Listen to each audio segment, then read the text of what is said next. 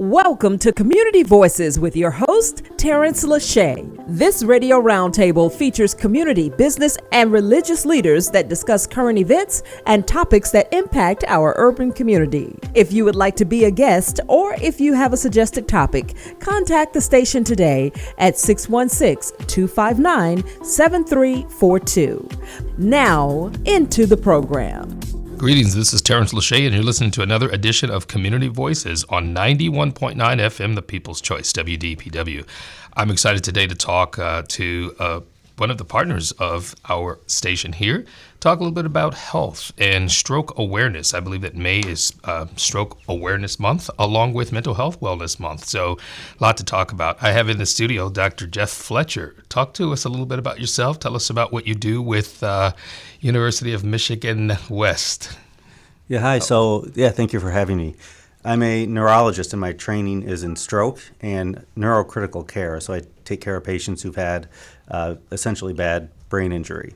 And so I am typically seeing patients in the ER or the intensive care unit at the hospital. Sure.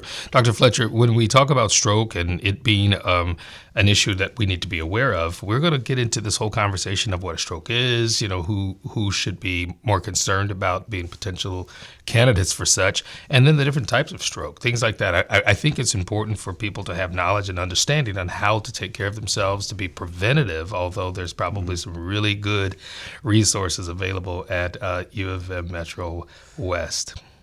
Yeah. So, stroke is a major health problem.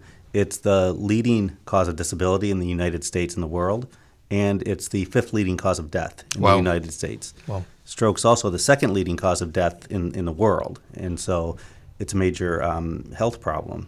Sure. It costs somewhere around $53 billion a year just in the United States alone to kind of treat and manage stroke. Well, for our listening audience that might just be tuning in or driving and getting the signal clear, we are talking to Dr. Jeff Fletcher about stroke. Stroke is something that could happen to anyone. I'm sure there's some statistics as to the numbers of people that are at risk, specifically in the Michigan area, or maybe even in this area that we serve. But University of Michigan Metro West is located in quite a few locations, and we'll give some information on how to contact a physician or a primary care to get checked out. What are the things that we can do to be proactive? Who's at risk, first of all? Who's at risk for stroke? Yeah, so everybody is at risk for stroke, given the prevalence that we just talked about, that it's over your lifetime the most common cause of disability. What I like to give as statistics that's pretty easy for people to understand is somebody in the United States has a stroke every 40 seconds, and somebody dies of a stroke every 3.5 minutes in the United States. And so it's important to understand if you are at risk and what to do if you think you're having symptoms of a stroke. Sure. I think there has been some statistics about African-American populations in particular being at higher risk. Could be some hereditary issues. It could be some things relating to diet, lifestyle, and those kinds of things. Yeah, so African-Americans seem to be at twice the risk of stroke, compared to non-Hispanic whites. Other ethnic groups are also at an increased risk of stroke. And if we've looked, over the last decade or a couple of decades, we've seen the risk of stroke go down in essentially all ethnic groups except for Hispanics, which have seen a slight increase. And so there's a lot of research into why there might be an increased risk of stroke in certain ethnic groups, such as, hereditary things, as you've mentioned, sickle cell disease, genetics can play a role, and also access to health care and education about risk factors and risk factor management. And I would just kind of give a shout out to the University of Michigan, who is probably the leader in the world about health disparities in stroke. Sure. And do a lot of work into kind of trying to identify why these disparities exist and, how we can correct them. Yeah, being a research hospital, I guess that they have an intentional effort to make sure that information is getting disseminated to the communities. Yeah. They do a lot of research in areas of Michigan.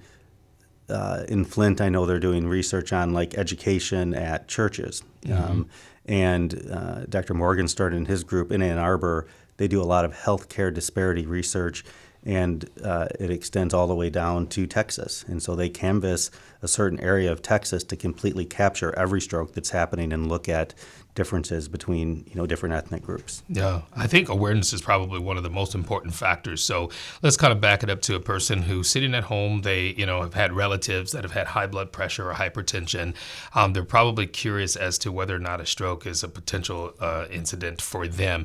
Let's describe what happens when someone is having a stroke, maybe even the signs, so that people can be aware and be proactive as opposed to reactive.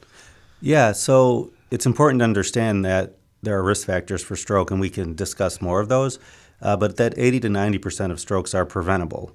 But additionally, it's very important to understand the signs and symptoms of a stroke, because if you're having those symptoms, it's important to get help right away. And so we typically use the sudden onset of neurological deficits, which mnemonics like FAST or be fast help people to remember what those might be. So sudden onset of trouble with balance, trouble with your eyes or vision, trouble with weakness in your face or numbness in your face or your arm or your leg on one side, changes in your speech that happen quickly.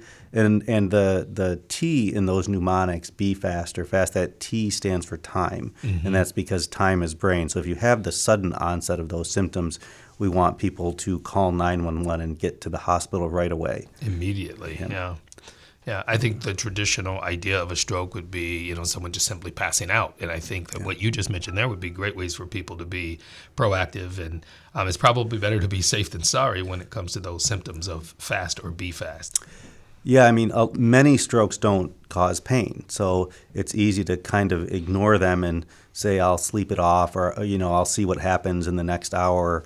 But, time is brain. And so every minute that you delay therapy for an acute stroke, something that just happened, you could be losing 2 to 7 days of healthy life every minute that you don't get the appropriate intervention. And so it's not silly to call 911 and say, I'm having these symptoms and get to a hospital.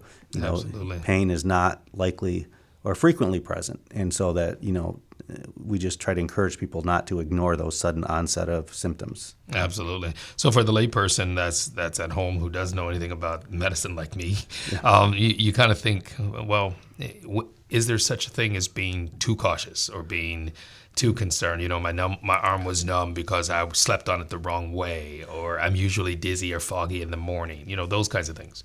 Yeah, so from our standpoint, there's never too cautious when you're concerned with a stroke.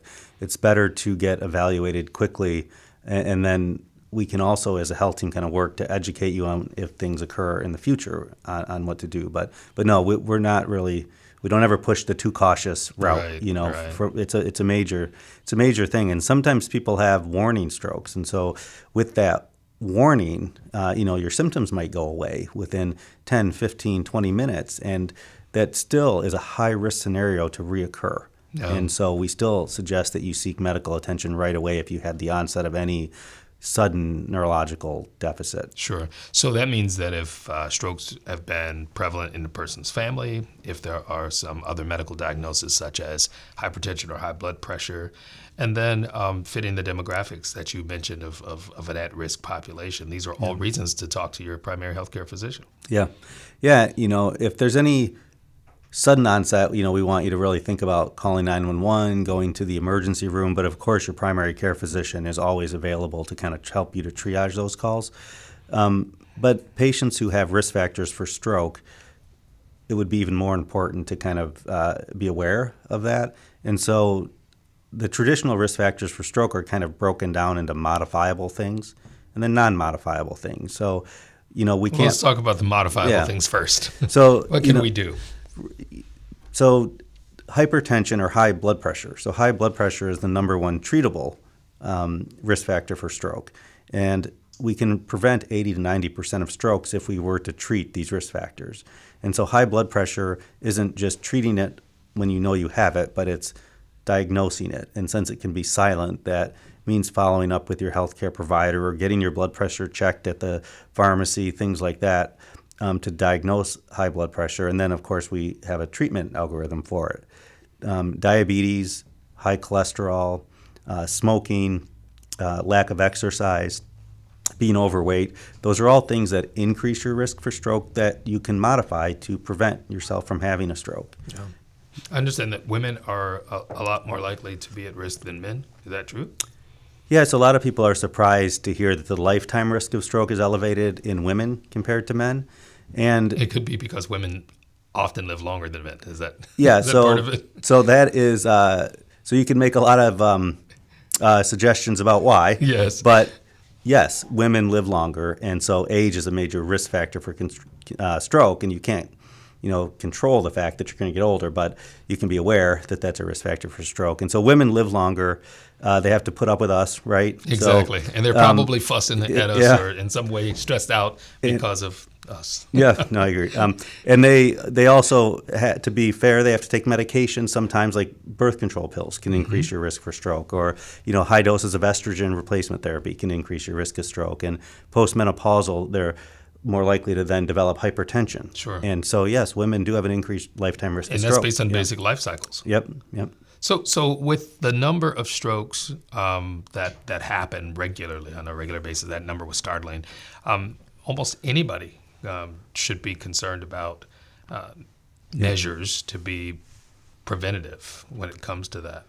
Yeah, so we've seen stroke occurring in younger and younger individuals, and so we always encourage just a healthy lifestyle at any point that you interact with the healthcare system. That's always a recommendation, So eating healthy, exercising, not smoking, just the standard lifestyle, healthy lifestyle recommendations. I think that's a relative measurement or metric, because sometimes people think that, hey, I've been running around all week long, going to work, dropping the kids off, going to church, those kinds of things as exercise. And those don't replace cardio exercise. Let's get into that just a little bit, because we've got time to talk about those preventions. I'm one of those people who figure, hey, if we can get some information on, the old mothers of the church would say, when you know better, you do better. Generationally, of course, there were sedimentary lifestyles, or perhaps even some health risks associated with diet and food and what we consume in African-American communities, in particular, salt. I was at the movie theater last night, and I ate a big thing of popcorn that had lots of salt, and I didn't think about it until this morning when I woke up. I was like, yeah, that was a lot of salt. So let's talk a little bit about those basic things that we can do. Yeah, so there are healthy diet, recommendations. If you go to the American Heart Association, right, just to one of their websites, you'll get all the recommendations on appropriate diet and limiting salt, increasing your exercise per day. My wife, if she didn't cook for me, I'm sure that I would, have to do a lot more of my own limitations in my diet. So she's thinking on your behalf, right? Yeah. Well, that's a blessing. But you're right. So again, the major point is that 80 to 90% of strokes are preventable if you do those healthy lifestyle interventions and follow up with your physician and diagnose and treat. Sure. Those modifiable risk factors. So modifiable risk factors include things like diet. But then when it comes to exercise, I mentioned how people are usually busy or kind of tired out by the end of the week. But what's a good idea as far as regular regimen of exercise for somebody who's not into athletics? I know playing basketball once or twice a week might be helpful for those who have the time to do it. But what are some things that people can do? Yeah, so I would say that any incremental exercise in any fashion is helpful. It can be hard to get to 30 minutes 3 times a week, especially when you're starting out. But, taking the stairs instead of the elevator, walking somewhere instead of driving. I mean, those small things. Parking further away. Yeah, those all will help. It's a healthier approach to your day-to-day activities, which can be pretty, pretty difficult for a lot of people. Absolutely. Yeah. And then when we hear terms like diet and don't eat that or stop eating that, people put up barriers, Yeah, I mean, it probably is more to do with moderation than anything. So I can tell you that my wife moderates my intake that I probably wouldn't do on my own. And parks farther away at the store. And now that our kids are getting older, it's harder with all the activities to get your exercise in. I've been talking to Dr. Jeff Fletcher at U of M Metro West about stroke. Stroke is something that happens to quite a few people here in the United States and worldwide. Startling statistics. There's some information that's probably available on the website. Talk to us a little bit about U of M Metro West. Yeah, so on our website, there's many links at umhwest.org for stroke statistics, risk factors, and then how you can reduce your risk of stroke. Great. I think that's a good place to start. We do have a few more minutes to talk about this, and I always, whenever I have the opportunity to talk to guests, why did you get into this? It's neurology, really, that you're in. Am I correct? Yeah, so my base training is in neurology, and then my fellowship training is stroke, and then neurocritical care. Yeah, draw the connection between the brain, neuro, and then stroke.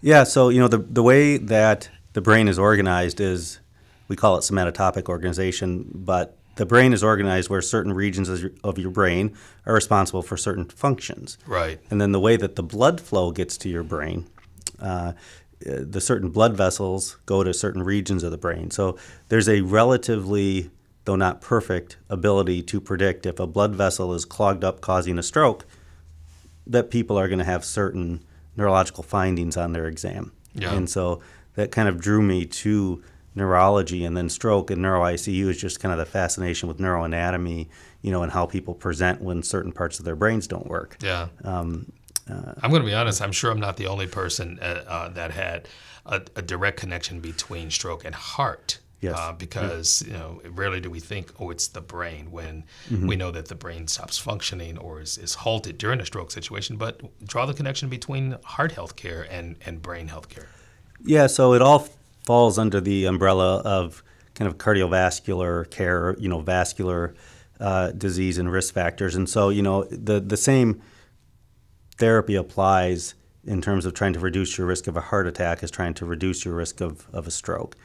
And there are even more complex brain-heart interactions that probably, we don't have time to discuss. But Right. your brain and your heart talk to each other all the time. And then the blood flow is the highway, right? Yep. Sending messages back and forth. Yep. And so cardiovascular preventative care applies to both the brain and the heart. Terrific. I think it's important for us to think about something that we may have taken for granted, and that's just the gift of life in and of itself. Yep. This being Stroke Awareness Month, what would you like our listening audience to know, just from your heart, as somebody who's committed their life to studying this, practicing this, and treating this? I mean, there's generally two takeaways. One is most stroke is preventable. So, we shouldn't have the attitude that I have risk factors and I'm going to have a stroke. We should have the attitude that I can prevent a stroke in most cases and kind of learn about how to do that. And the second is to identify the signs of a stroke so that you can get to the hospital quickly. We have therapies to help treat acute stroke, but they're very time dependent. One is a clot busting drug, and more often than in the past, we can go in and kind of take a blood clot out of a blood vessel that's clogged up, kind of restore blood flow to the brain. But our therapies are very time dependent, and so recognizing the signs and symptoms of a stroke. Yeah. Let's go over those again. Somebody might just be tuning in. We're talking to Dr. Jeff Fletcher from U of M Health West, and we're talking about stroke. It's Stroke Awareness Month. I'll say stroke over and over again so that we can start looking. People will Google it and probably go, okay, well, what is a stroke?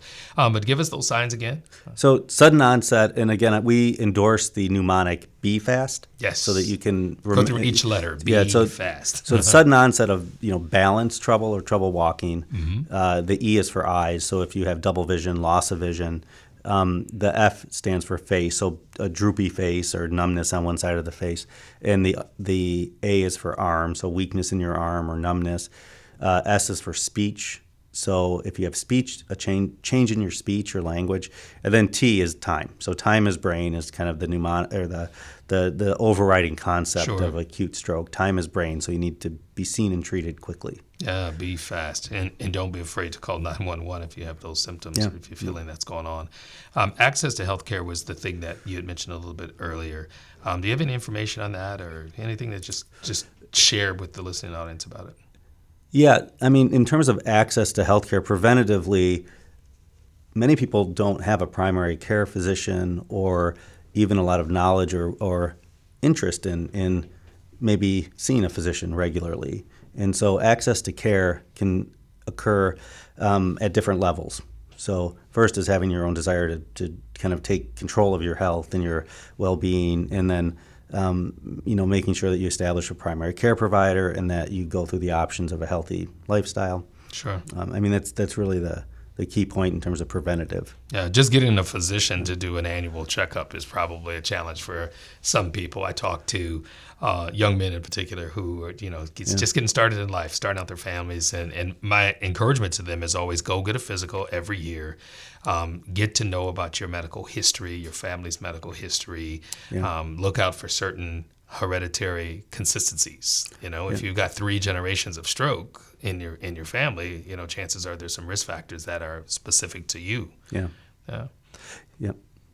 Tell us a little bit more. We got a few moments left to talk about this. What do you want the listening audience to know about what Metro offers? You have Metro.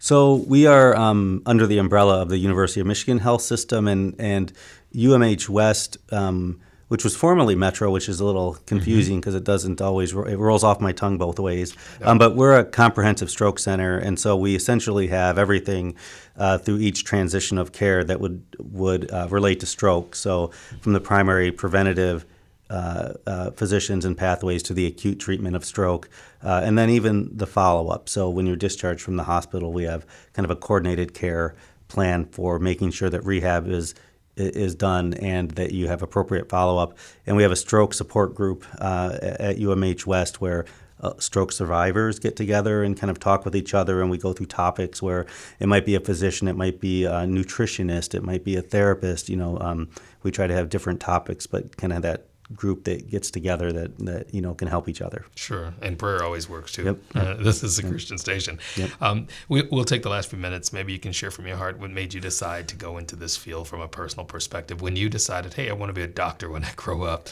What sent you down this vein or this pathway? Because you're a family man, you're here in West Michigan now, and you're living your life as a physician. Tell us, how that all started.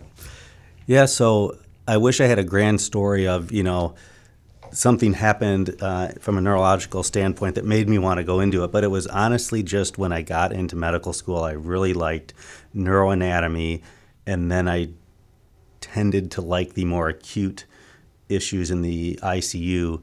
And so neurocritical care and stroke have both grown in the last 15 to 20 years from kind of a side, all neurologists were practicing this, to something that has become very specialized, and stroke centers like UMH West have kind of come up throughout the country that requires expertise in stroke and neurocritical care. And so it was the neuroanatomy and how the brain worked coupled with kind of the acute and exciting, I can do something quickly to help somebody, that made me go into it. Sure. So you can save a life, or you can give somebody a quality of life back. Or they can go back home instead of, a rehab or a nursing home. Exactly. I was going to say they can live independently after that. I have a son-in-law who is a neurosurgeon in Rochester, New York, and we often talk about some of the things that he's seen. He's seen people have neck injuries, spine injuries that are directly associated to that neuro center. Yep.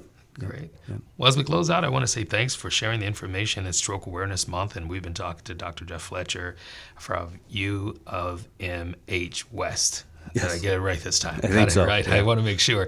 And I think there's a website again that they can go to and just check it out. Yep. UMHWest.org. UMHWest.org. That's pretty simple. Thank you so much, Dr. Jeff, for being here. We've got about 5 minutes. I wish we could take some questions and field, the audience out there. But as you think about this month, what are some of the other platforms or avenues by which people can get a hold to you? You mentioned working in 2 different areas. Yeah. Well, I work in stroke and neuro ICU. I work at UMH West as well as occasionally at the Michigan Medicine campus in Ann Arbor. But our big push this month for Stroke Month, like we do most years, is we have a big stroke symposium or conference, which is coming up. And so it's geared towards healthcare providers, but it doesn't mean that non-healthcare providers couldn't attend. We usually offer a virtual as well as an in-person. Now in the era of COVID, we offer both. Yeah, people can watch online. And it focuses mostly on the medical side in terms of care for stroke. This year, Dr. Louis Morgenstern is our keynote speaker, and he is probably the world's expert in healthcare disparities in stroke. Oh, wow. And so it's going to be an exciting conference in which our clinicians and providers from throughout the state and throughout the country, people attend. We'll kind of learn about where we currently are with healthcare disparities and what might be causing them and what we're doing to try to resolve them. So I just want to put a little bit of a shout out to that conference because Feel free. You mentioned that it's not just healthcare providers. Who are some other people that might be interested in participating? So we're currently kind of advertising to get additional kind of local champions for stroke involved in the conference, and stroke survivors or their family and caregivers involved. And I think, and that might be part of our listening audience. Yeah, and so shout it out. Yeah, and so throughout, as this conference grows, I think it's our 5th or 6th year. It would be nice to focus a portion of that day on education to those groups in the future instead of just the healthcare providers, and get feedback, in real time from people who have had strokes or take care of people who have had strokes. Yeah. How can people get information about that conference? That is also on our website. It should be easily. I tried to share it on Facebook, but I am not really good with technology, so Exactly. I would suggest going to our medical website. Technology, yes. Yeah. Social technology, no. Yeah, right. Medical technology, great, but I'm not very good with the social media technology. But it's on our website, and we would always encourage people to look at that. It's a yearly conference, and we are interested in shaping that to what the community needs, not just the healthcare community, but everybody. It sounds like it's an asset to the community that's far-reaching because the information that's shared, the new stats, the new numbers, just it's enlightening just to know how many people are at risk and how we can be preventative to do that. Yeah. Well, I appreciate you being here today. Thank you so much for your time and what you do to help keep people healthy. Yeah, thank you. I think that's a great asset to it. This has been an overwhelmingly enlightening conversation for me because when you gave those statistics about how many people die per minute or per day worldwide, I didn't have any idea at all that was such a thing. If there is any basic information that a person could get, where do I start reading about stroke? So on our website we have general information about stroke, and I also believe we have links to the American Stroke Association. There you go. And the CDC also has a lot of stroke statistics on it that's just available if you Google stroke facts. You'll get the American Stroke Association website as well as the CDC website. The UMHwest.org website has information, and so does Michigan Medicine. If you were to go to their website, they have similar links and information. And there's probably some positive outcome stories as well as the overwhelming doom of that. Yeah, we share a lot of those patient experiences on the website, and it's important for people to realize that having a stroke doesn't mean that you can't recover. Many people do quite well after a stroke, and our main job at that point is to try to prevent a future stroke. Yeah. Are there higher risks of people having a repeat episode or second stroke after having a first stroke? Yeah, it can depend on a number of factors, like what caused the stroke to begin with, and then of course compliance following a stroke will modify your risk factor. So, if you have risk factors, then some patients are very good about treating those risk factors, others aren't. One example is if you're smoking and you had a stroke, some people choose to continue to smoke, others don't, and that modifies what's going to happen down the road. Yeah. That's very helpful. Yeah. Well, Dr. Jeff Fletcher, UMH West, we're talking about stroke awareness. This is Community Voices. It's Tarence Lauchie. Thank you so much for tuning in to another episode. You've been listening to Community Voices with your host, Tarence Lauchie. Community Voices can be heard every Friday at 12 noon. This radio roundtable features community, business, and religious leaders that discuss current events and topics that impact our urban community. If you would like to be a guest, or if you have a suggested topic, contact the station today at 616-259-7342. Until next week, let your voice be heard in the community.